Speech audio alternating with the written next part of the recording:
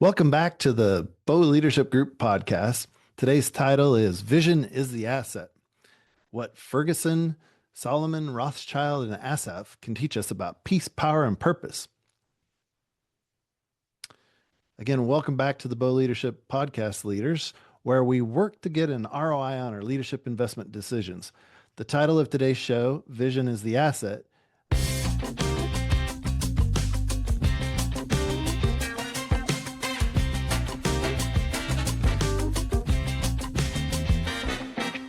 An asset is something that creates cash flow or marginal revenue product in my mind, and vision is very conceptual, but it's massively important for the leader and for developing your own human capital. In fact, leaders are hired for their vision and fired for their lack of vision. Some CEOs from great personal cash flow have to return and forfeit stock options and other perks when they miss the mark because of a lack of vision. When you grow your ability to have vision, you also work to align your vision with your influence, which can deliver a payoff of internal peace that feels good in your heart, purpose, and power.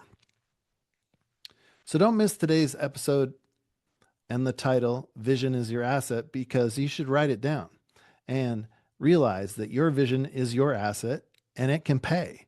Part of what it gives you is that satisfaction and fulfillment that many people miss out on.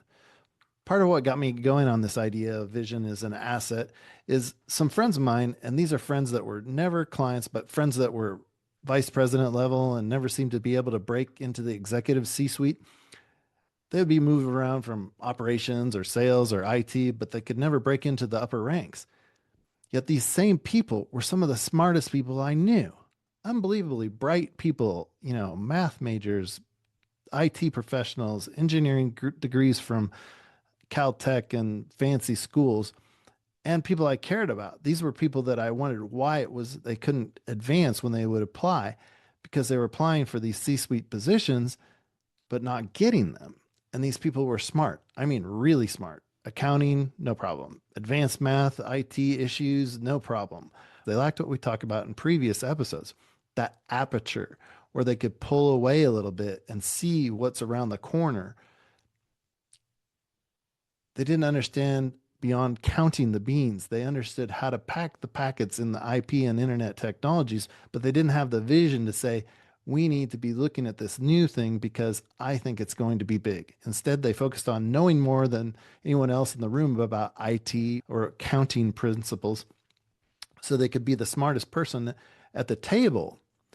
And that works in school, but it doesn't work when you're a leader. They worked so they could be the smartest person at the table on those issues, which is great. And it keeps you at the vice president level and very valued. And you end up being satisfied that you're the smartest person on certain issues. But if you don't have the vision to look forward to what's next and you aren't working not only to grow yourself, but to grow others in the organization, you may be lacking that aperture, that feature, that vision that takes the organization from shepherding one flock of sheep to managing sheep and cattle or something in terms of a major allocation shift that could benefit all. So not just you in the room, but benefit all. So think about this as a key question for your career. What if the greatest wealth you could ever acquire wasn't sitting in a bank, but in your ability to see what others don't and look for those trends and things that could lead you and your organization towards that grand destiny? As I've said before, the leader must know the way and show the way and see the way for his team and ideally for the entire organization in the marketplace. The best leaders don't just check the weather at the golf course. They also check the political climate for nuggets of gold that might shift operations to a profitable gold mine. And right now, gold is doing pretty well because of the political climate. But let's talk about vision. Not a cute mission statement, not corporate wallpaper. I mean real vision. The kind Jim Rohn described when he said, you cannot change your destination overnight, but you can change your direction overnight. Vision gives you direction. Today, I'm going to connect four minds, a Harvard historian, a biblical king, a Jewish banker, and a temple psalmist, and show you how their insights reveal vision as the highest form of leadership wealth. Let's start with Niall Ferguson, the British historian who wrote The Scent of Money. I really recommend this book, but it's a huge book. It took me quite a while to get through it. He didn't just explain how money works, he unpacked how societies rise and fall based on their leadership, credit, interests, risks, and trust, human trust. Here's the question Ferguson would ask today: do you understand how money actually works, or are you just using it? Sometimes I forget how far I've come in terms of asset management and thinking about how things cash flow. I majored in economics and then had a career, and I wasn't very good at managing my own finances. I was on the hedonistic treadmill. I hope I can help you to avoid the hedonistic treadmill where you're getting into huge payments. And I created a lot of heuristics and shortcuts today. Today I was getting my hair cut, and the person cutting my hair, I felt like they were hoping to get a better tip by telling me that they'd never go on vacations. They couldn't go to Leavenworth with their kids because they have to work two jobs to be able to make their car payments. Now, the wealthiest people I know often drive 20-year-old cars. And when you think about Warren Buffett, one of the most successful and wealthiest of all time, he drives that old Cadillac, right? I buy an occasional new Brooks Brothers suit, but I also like to save money and buy everything on discount. And I've read that this is one of the things that the millionaire next door does, right? There's that book, The Millionaire Next Door. If I spent full retail at Nordstrom's on my wardrobe, I would have to get a second job and I'd be at the poor farm, or I would be cutting hair to make ends meet and not able to go on vacations, because how you do one thing is how you do everything. Just like the person who cut my hair today. Think about that. Most people never stop to examine the systems they live under. They work for money, worry about money, but never develop vision through money. Ferguson shows us that money is not wealth, trust is, relationships are, timing is. If you want to build peace and power in your leadership, you need to ask, what systems do I participate in unconsciously? Where do I need financial literacy to lead wisely? Am I striving or architecting? And striving is an interesting word that Arthur Brooks used too. Strivers, we are the ones that get on the hedonistic treadmill.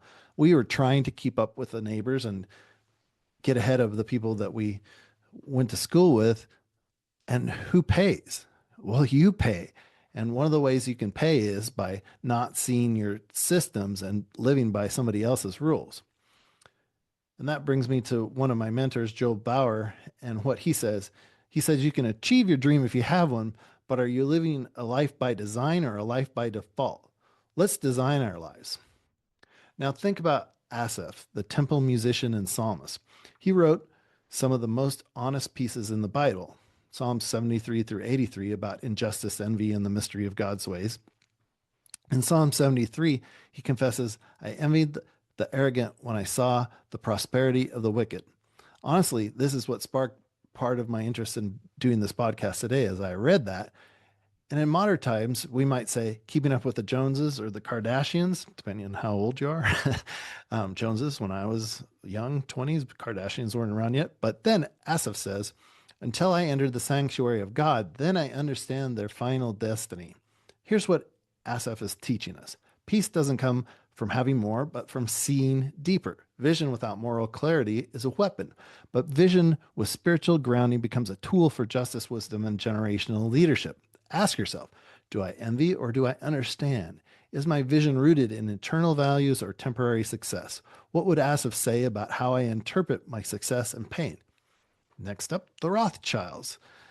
The Rothschilds I got reinvigorated on. I was staying with my wife in a castle and on the Loire Valley, and they had owned it at one point, and the crest was in the ceiling, and it was really neat. A fantastic breakfast we talk about all the time, and just so lucky. And it's in Rick Steves' book if you want to look it up, Chateau de Pré.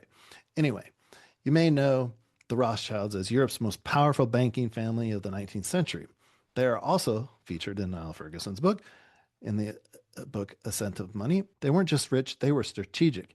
And in my very first podcast, I talked about Napoleon, all the things that he accomplished from Egypt all the way to the Kremlin and Venice. And he just went everywhere, and it had to be financed through strategy like what the Rothschilds provided. But what's awesome about the Rothschilds is that during the Napoleonic Wars, the Rothschilds used networks, timing, and information to move capital and funds for whole nations. They practiced trust at the family level and coordinated vision across borders. What can we learn from them? Vision must be collective and collaborative and generational. When I was a kid at grade school, teachers talked about cooperation. If I could start over with my kids, I would be more interested in teaching them about how to collaborate.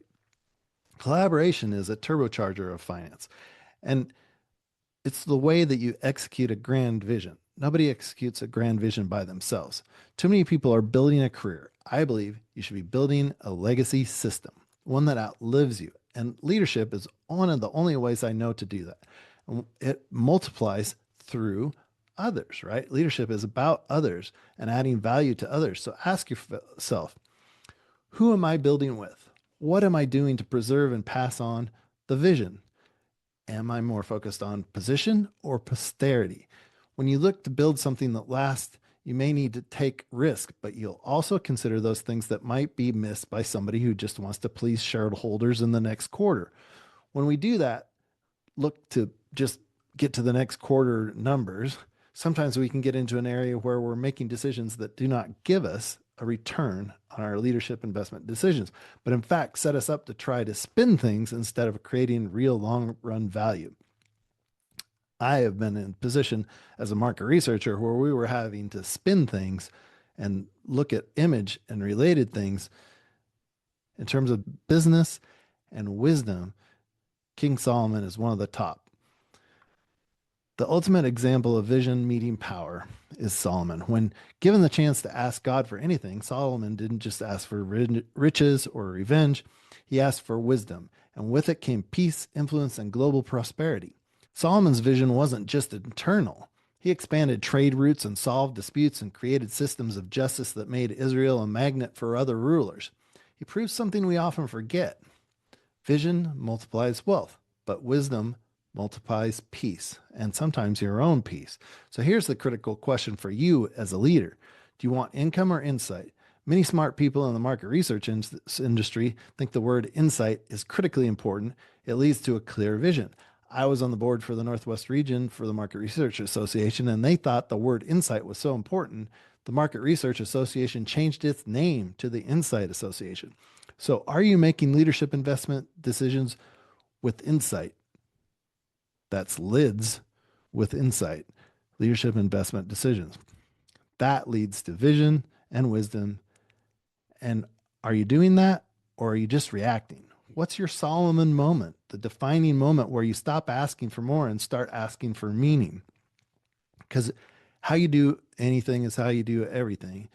And if you don't start thinking about meaning and incorporating it into your decision making, you never will. It's kind of like when you first start your first job, you should work on saving because you won't do it later if you don't build the habit now. So when you think of employees and who they want to follow, who is it? Someone who's in it just for the money, or somebody who's trying to create meaning and peace and get people home to their family so they can tell exactly what great things your organization is doing? So just so I don't bury the punchline, vision is leadership wealth. Wealth is not just monetary. There are at least 23 different forms of wealth that I wrote about in my book, but at the top of them all is vision. Vision lets you seize opportunities, unify teams, seeing around corners, create peace where there was chaos. And a mentor of mine, Bill Albee, who just passed away, was a genius at using humor when things were becoming oppositional. His humor brought people back to collaborate. Vision helps a leader not to just see political climate and industry trends, but actionably looks at the trends in the boardroom, in the meeting, in the moment, right in the parking lot, in the community. Does a leader who's loved by his employees and community do better or worse than the one who is looking for those quarterly results? And I can guarantee you that a person like Bill Albee was invited to things because he brought a brightness and sunshine to what he did that was fun and collective and collaborative, a collaborative vision. You're not just rich, you're powerful. You've hit the pinnacle of purpose-driven leadership when you add a little bit of vision. So let me ask you, What is your vision for peace, for your team, for your family, for your business? Have you blown the lid off your leadership, or are you still living under one? And are you building wealth or just chasing money? Leadership without vision is just motion. Vision with wisdom, that's legacy. And if you want to develop vision as an asset, go to beauleadershipgroup.com and request my book, or look into one of our masterclasses on leadership investment decisions. Because when you understand vision, money stops being your master and starts becoming your tool. So remember, Solomon was a man, not just a running shoe or ski manufacturer. See you next time. You've invested another 13 minutes in your leadership and influence. Use it well for a return on your leadership investment decisions. Thank you. Till next time.